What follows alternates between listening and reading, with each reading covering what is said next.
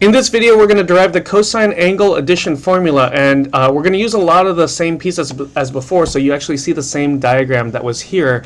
And a lot of the things that we've already labeled and discovered before are already here. Not everything is here. Some of the pieces we're going to need, and we're going to make this appear at some point. So one of those that we had computed in the past was that this side was actually sine of v.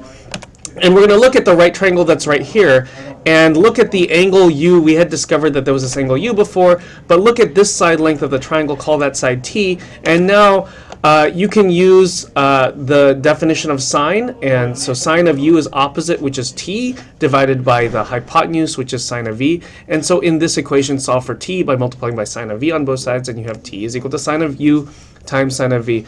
We're going to need that again, so I've labeled that over here, and now we're really done with this triangle, so let's get rid of that. But this side t, remember there was this rectangle right here, so you can actually copy that side t down there, and now we're actually done with this side right there.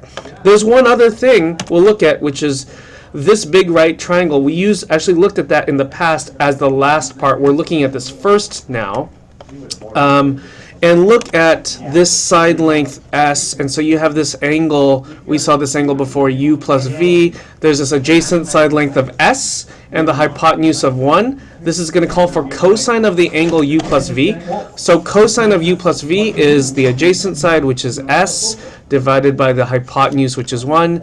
And here you can solve for s easy, just get rid of the divide by 1, so s is equal to cosine of u plus v. We're going to need that again. This is highlighted in red, so I've written down here s is equal to cosine of u plus v. And now we're done with this right triangle too, so let me get rid of that calculation and get rid of that triangle. There's one other calculation I want to recall from before. We had previously seen in the other video that this side right here is cosine of v, and this was actually part of this right triangle. And now I'd like to write out what happens for the angle u. You actually have this adjacent side, which is s plus t, and the hypotenuse, which is cosine of v. So by definition of cosine, you have cosine of u is equal to s plus t divided by cosine of v.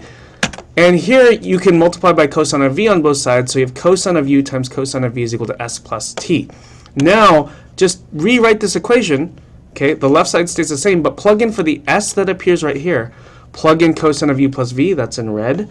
Copy the plus sign next right there, and then plug in for the t. Plug in, we computed earlier that this is sine of u times sine of v.